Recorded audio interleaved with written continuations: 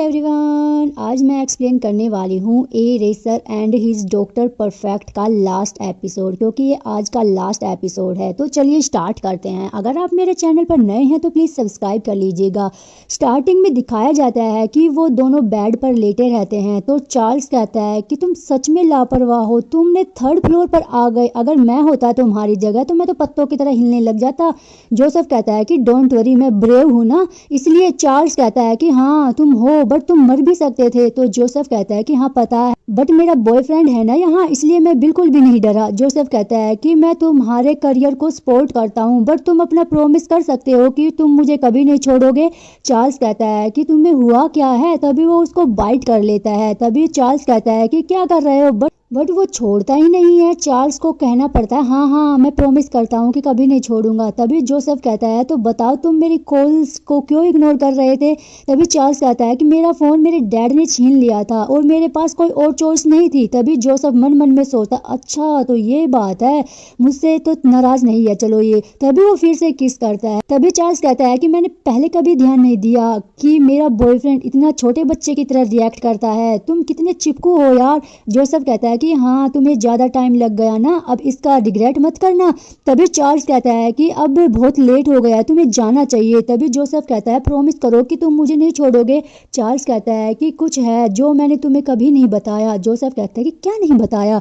तो चार्ल्स कहता है कि आई लव यू। और जोसेफ ये सुनकर खुश हो जाता है, वो भी उसको आई लव यू टू बोलता है और उसको किस करने लगता है। चार्ल्स कहता है कि अब तुम्हें जाना चाहिए। तो जोसेफ अपने कपड़े वपड़े पहन के नीचे उतर आता है और ये सब उसके डैड देख लेते हैं। तभी उसके डैड का जो बॉडीगार्ड है वो कहता है कि सर आपने इसको पहले क्यों नहीं रोका। तभी उसके डैड कहता है कि चिंता मत करो, ये इसका लास्ट गुड बाय होगा। इसके डैड को मतलब ऑलरेडी पता था कि जोसेफ चार्ल्स के रूम में है। उसके डैड सोचते रहते हैं कि उस बदमाश को कुछ नहीं पता है, बट मैं भी उसका डैड हूँ। आगे जैसे ही जोसेफ हॉस्पिटल में आता है तो सभी उसके बारे में बात कर रहे थे कि ये वही है, हमें विश्वास नहीं हो रहा है कि ये एक पेशेंट के साथ ऐसा कैसे कर सकता है। तभी 2 आदमी आते हैं और कहते हैं कि हाँ यही है वो, इसने हमारे चेकअप के दौरान हमें मोलेस्ट किया है और मुझे विश्वास नहीं है कि ये एक गे है, क्योंकि वो दोनों उसके डैड ने भेजे थे। तभी वहाँ पर रिपोर्टर्स भी आ जाते हैं और भुंडी सी शक्ल बना के पूछते हैं जो रमर्स फैले हुए हैं, क्या आप गे हैं, क्या ये सच है। वो पूछते रहते हैं क्या आपने सच में उसको मोलेस्ट किया है, इसी वजह से आप यूरोलॉजिस्ट बने, क्योंकि आप आदमियों को पसंद करते हैं और तुम अपने पेशेंट को मोलेस्ट करते हो। और वो कहते रहते हैं कि आप दूसरों मर्दों के प्राइवेट पार्ट देखते हो, क्या ये अजीब नहीं है, क्या आपको लगता है कि यह आपके लिए एकदम सही मौका है। हाँ तभी वो लड़का आ जाता है और कहता है कि डॉक्टर जॉनसन ये मेरा सेकंड गिफ्ट आपके लिए। तभी वो उसको यू आर वेलकम भी बोलता है। जब जोसेफ ने होटल में उसको थैंक यू बोला था तो उसका बदला लिया था और यहाँ पे उसको वेलकम भी बोलता है। मतलब ये सच में पिटने के लायक है ये बंदा। आगे दिखाते हैं कि चार्ल्स को उसके रूम में लॉक कर रखा था। वो कहता है कि जब तक मुझे यहाँ से नहीं जाने दोगे मैं कुछ भी नहीं खाऊंगा और मैं कभी तुम्हारे आगे नहीं झुकूंगा। तभी वो सोचता है अरे यार मुझे भूख लग रही है और मुझे नींद भी आ रही है। तो तभी वो अपना फ़ोन को निकाल के देखता है, उसमें जोसेफ की वीडियो देख लेता है और कहता है कि ये क्या हो रहा है, क्विंटीन बाहर कैसे आ गया। क्विंटीन उसी लड़के का नाम है। जैसे ही वो दरवाज़ा खोलने के लिए जाने लगता है उसके डैड के बॉडीगार्ड उसको पकड़ के बेड पर पटक देते हैं। बेचारा कोई भी पटक देता है इसको उठा के। तभी उसके डैड आ जाते हैं। चार्ल्स कहते हैं कि डैड प्लीज मुझे जाने दो। उसके डैड कहते हैं कि हाँ जरूर, पहले तुम अपनी रेसिंग छोड़ो। चार्ल्स कहता है कभी नहीं, और कहता है कि बस मुझे 2 घंटे दे दो फिर मैं वापस आ जाऊंगा। उसके डैड कहता है कि भूल जाओ ये सब, और यूरोलॉजिस्ट अब स्कैंडल में फंस गया है, तुम कुछ नहीं कर सकते हो। तभी चार्ल्स कहता है कि अच्छा आपने ऐसा क्यों किया। तभी उसके डैड का जो बॉडीगार्ड है वो कहता है कि आपके डैड आप दोनों के बारे में पहले से ही जानते हैं। तभी चार्ल्स कहता है कि ओहो, तभी आपने उस लड़के को भेजा कि वो एक गे है ये सब बताने के लिए सबको। तभी उसके डैड कहते हैं कि जब उसने तुम्हें जाल में फंसाया तो उसे तभी समझ जाना चाहिए था कि उसको इसकी कीमत तो चुकानी होगी। तभी चार्ल्स कहता है क्या होगा अगर मैंने ही उसे इसके लिए मजबूर किया हो तो। उसके डैड कहते हैं तुम अभी उसको बचाना चाहते हो क्या। तभी चार्ल्स कहता है कि मेरे पास कुछ भी नहीं है छुपाने को, मैं यहाँ का वारिस हूँ ना। वो एक डॉक्टर है और छोटे से हॉस्पिटल में, और मैं ही चेकअप के दौरान उसके प्यार में गिरा था और मैं ही प्यार के लिए कुछ जबरदस्ती की थी उसके साथ। क्या आप अपसेट हो कि आपका बेटा एक गे है? तभी वो कहता है कि आपको परेशान होने की कोई जरूरत नहीं है, एक बेटा कम होने की बजाय एक और बेटा होना बेहतर है और अब मुझे जाने दो। उसके डैड कहते हैं कि तुम्हारे डैड होने के नाते मैं तुम्हारे लिए और हार्ड नहीं बनाना चाहता और कहता है कि रेस और जोसेफ में से किसी एक को चूज कर लो। तभी चार्ल्स कहता है कि आप पागल हो गए हो क्या, मैं दोनों को रखूंगा। तभी वो विंडो से कूद जाता है। जैसे ही उसके डैड का बॉडीगार्ड रोकने लगता है तो उसका डैड कहता है कि रहने दो, मत रोको, वो हाइट से डरता है। इतने में ही वो कूद जाता है और उसके डैड भी डर जाते हैं एक बार तो और नीचे उतर जाता है। तभी वो सोचता है ये जोसेफ ने कैसे किया होगा। तभी वो अपने डैड से कहता है कि मैं तो जा रहा हूँ अपने बॉयफ्रेंड को देखने और फिर वो चला जाता है। आगे वही लड़का उसके पास आता है और वीडियो दिखाकर कहता है कि वो उसका पेशेंट नहीं था, इसने उसको मोलेस्ट किया था। वो कहते रहते हैं क्या सच में? तभी गुस्से में कहते हैं कि निकल जाओ यहाँ से, चले जाओ। तभी वो लड़का सोचता रहता है कि चार्ल्स कभी तुम्हारे लिए स्टैंड नहीं लेगा और तुम्हारा इससे तो नाम कभी क्लियर ही नहीं होगा। जैसे ही एक पेशेंट उस पर बोतल फेंकने वाला होता है, इतने में चार्ल्स आकर उसको बचा लेता है और ये देखकर तो वो शॉक्ड हो जाता है और कहता है कि तुम यहाँ पर क्या कर रहे हो। तभी चार्ल्स कहता है कि इसने मुझे हरास नहीं किया है, ये मेरा बॉयफ्रेंड है, सबके सामने बोल देता और ये सुनकर सब शॉक्ड हो जाते हैं और कहता है कि तुम्हें सोचना चाहिए, मैं तुमसे इंटरेस्टेड हूं ना। तभी जोसेफ कहता है तुम पागल हो सच में। तभी वो लड़का सोचता है इसने सबके सामने आकर ये सब बोल दिया और वो गुस्से में आ जाता है। तभी रिपोर्टर पूछते हैं तुम्हारा मतलब ये इनोसेंट है? तो वो कहता है कि हाँ बिल्कुल, इसने कुछ नहीं किया है। तभी एक लड़की कहती है कि इसका मतलब यह नहीं है कि इसने किसी और के साथ ये सब नहीं किया होगा, क्या आप अपनी रेपुटेशन की कसम खाते हैं? वो जैसे ही उसको कुछ बोलने वाला होता है तभी जोसेफ रोक लेता है और कहता है कि मुझे फंसाना बंद करो, मैंने कुछ भी नहीं किया है, मुझ पर आरोप लगाना बंद करो।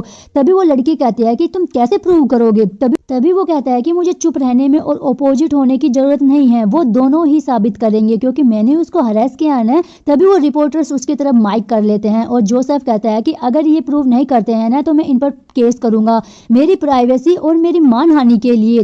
तभी वहां पर पुलिस आ जाती है और कहती है कि चार्ली के डैड ने कहा है कि आपने चार्ली के कार के जो ब्रेक थे वो फेल कर दिए थे और हमारे पास एविडेंस है, उसको मारने की कोशिश की है आपने। तो चार्ली सोचता है अच्छा तो इसने किया था ये, तो वो भागने लगता है। तभी एक लड़की रोक लेती है और कहती है कि अच्छा तो भाग रहे हो तुम। तभी वो सब मिलके उसको पीटने लगते हैं और चार्ल्स भी कहता है कि उन दोनों को भी पकड़ो। तभी उनकी पिटाई भी होने लगती है उन दोनों की भी और रिपोर्टर्स भी भाग जाते हैं। पुलिस उस लड़के को अरेस्ट करके ले जाती है। तभी चार्ल्स कहता है कि आई एम सॉरी, इसके पीछे मेरे डैड थे। जोसेफ कहता है कि तुम्हें माफी मांगने की जरूरत नहीं है और कहता है कि मैं पहले तुम्हारे पीछे गया था, तुम्हारे डैड ने जो किया वो पूरी तरह से ठीक था और मुझे मेरे हैंडसम रेसर के साथ इसको ऑफिशियली करने में बहुत ज्यादा अच्छा लग रहा है। और कहता है कि अगर तुम मेरे नाराजगी दूर करना चाहते हो तो इसे किसी और तरीके से करो। तभी चार्ल्स शर्माते हुए कहता है कि तुम सीरियस नहीं हो सकते हो। तभी उसके पास कॉल आती है और कहता है कि तुम्हारे जो डैड है वो मर गए हैं और ये सुनकर तो वो बहुत ज्यादा शॉक्ड हो जाता है। तभी वो भागते हुए हॉस्पिटल में आता है और एक लाश लेकर जाते रहते हैं बट वो उसको रोने लगता है कि डैड प्लीज डैड। तो वो कहता है कि ये तुम्हारे डैड नहीं है। जैसे ही चार्ल्स उसको देखता है तो वो उसमें कुछ भी नहीं होता, वो खाली रहता है। तो वो बोलता है कि इसमें कुछ भी नहीं है। तभी चार्ल्स बोलता है कि तुमने पहले क्यों नहीं बताया मुझे। हाँ, तभी वो दूसरे रूम में जाते हैं। जैसे ही अपने डैड को देखता है कि उसको गले लगा लेता है। उसके डैड कहता है कि हटो जेन, छोड़ो मुझे तुम, और कहता है कि ओ चलो तुम्हारे पास दिल तो है, तुम इतने हार्ड नहीं हो। तो क्या चिंता मत करो, मैं ठीक हूँ, बिल्कुल एकदम ठीक हूँ। तभी उसके डैड के जो बॉडीगार्ड है वो भी बता देते हैं कि हाँ सर बिल्कुल ठीक है, 6 महीने से जो दवाइयाँ चल रही थी उससे एकदम असर हुआ है और एकदम से ठीक है। वो रोने लगता है। तभी जोसेफ उसको अपना हैंकी दे देता है और वो हैंकी लेके बस अपना आंसू पूछते रहते हैं। तभी वो कहता है कि अगर आप एकदम से बिल्कुल ठीक थे तो आपने ये स्कोर सेटल क्यों नहीं किया। तो उसके डैड पूछते हैं कौन सा स्कोर। तभी वो बताता है कि जो क्विंटीन है वो आपके प्यार का बेटा है ना। तभी उसके डैड कहते हैं अरे तुम क्या बात कर रहे हो, पागल हो गए हो क्या, तुम ही एकलौते मेरे बेटे हो और कोई नहीं है। तो तभी चार्ल्स बोलता है कि तो क्या आपने मेरी हेल्प क्यों नहीं की, क्या आप एक नया बेटा चाहते हो। तो उसके डैड कहते हैं कि सच में मैं, और कहता है कि उसने चुपके से उसके साथ छेड़छाड़ की थी, क्या मैंने पुलिस को नहीं बुलाया था। तभी चार्ल्स कहता है मैं ऑलमोस्ट मर ही गया था। तभी उसके डैड बोलते हैं कि हम अपनी पुरानी डील पर ही टिके रहेंगे और जो टूर्नामेंट है उसमें धमाल मचाएंगे और मैं तुम्हारी जिंदगी से चला जाऊंगा। तभी वो खुश होते हुए कहता है क्या सच में। तभी उसके डैड कहते हैं कि पूरी दुनिया जानती है कि मेरा एक सन इन लॉ भी है, अब तो मैं क्या ही कर सकता हूँ। तो चार्ल्स कहता है कि बट वो डॉटर इन लॉ है। तभी उसके डैड कहते हैं कि क्या तुम बॉटम में हो, तो वो चौंक जाता है और जोसेफ की तरफ देखकर बोलता है कि मेरे डैड को कैसे पता चला कि मैं बॉटम में हूँ। तो वो बताता है कि मैंने कुछ नहीं बताया। तभी वो उसकी तरफ कहता है कि चल जो कुछ भी हो, और उसका हाथ पकड़ लेता है और कहता है कि चलो मेरे डैड को डैड बुलाओ। तो वो भी उसके डैड को डैड बुलाते हैं। तो उसके डैड भी बड़ी मुश्किल से एक्सेप्ट करते हैं कि हाँ हाँ ठीक है। तभी उसके डैड के जो बॉडीगार्ड होते हैं वो कहता है कि ये आपके लिए एक वेलकम गिफ्ट है।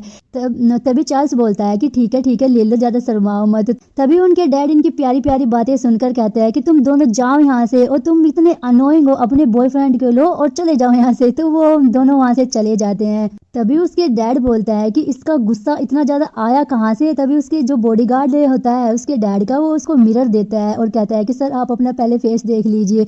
वो जैसे ही अपना फेस देखता है वो देखकर कहता है कि हाँ मुझसे ही आया है, इसका जो इतना जो गुस्सा है वही। आगे हमें दिखाया जाता है कि एक होटल में पार्टी रखते हैं, क्योंकि जोसेफ अब ऑफिशियली हो गया था ना, तो उसकी पार्टी रहती है। तो वो वाइन पीता रहता है। तभी वहाँ पर उसका दोस्त आता है और कहता है कि ये लो तुम्हारे लिए, क्योंकि वो उसके लिए गिफ्ट लेकर आया था, और वो उसको गिफ्ट को ले लेता है। और तभी उसका दोस्त कहता है कि ये पार्टी तुम्हारे लिए है, क्या तुम अंदर नहीं जा रहे हो? हाँ तुम यही रहो। तभी वो कहता है कि मैं किसी का वेट कर रहा हूँ। तो उसका दोस्त वहां से चला जाता है। वो जैसे ही उसको फोन को चलाता रहता है तो वहां पर जोसेफ आ जाता है, उसको पीछे से पकड़ लेता है और कहता है कि तुम क्या कर रहे हो। तभी वो बताता है कि जो हमारा फैंडम क्लब है उसमें सिर्फ बातें चल रही है कि टॉप में कौन है, बॉटम में कौन है। तभी वो उसकी किस कर लेता है और कहता है कि फाइनली अब हमें और कुछ छुपाने की जरूरत नहीं है, अब हम ऑफिशियली हो गए हैं ना। तभी जोसेफ बोलता है कि मैंने तुम्हें कभी भी पहले इस तरह सूट में नहीं देखा है, और उसकी तरफ देखता रहता है और कहता है कि मैं तुम्हें बस अब जाने नहीं दे सकता हूँ। तभी चार्ल्स उसके हाथ को पकड़कर उसको किस करने लगता है और कहता है कि चलो तो मुझे यहीं रख लो। तो वो फिर से उसको किस करता है।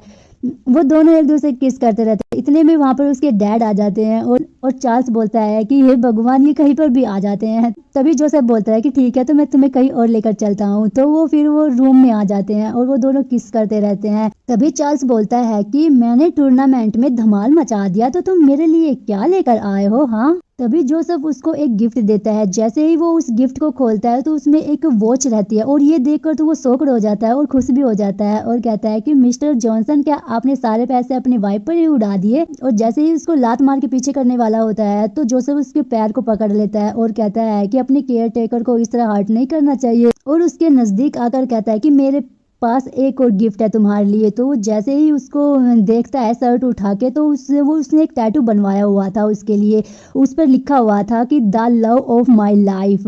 वो शॉक्ड हो जाता है, ये कहता है कि क्या सच में? तो वो बोलता है कि क्या तुम्हें ये पसंद आया? तो वो उसको जो टैटू बनवाया हो तो उस पर किस करने लगता है और कहता है कि हाँ मुझे बहुत ज़्यादा पसंद आया है ये।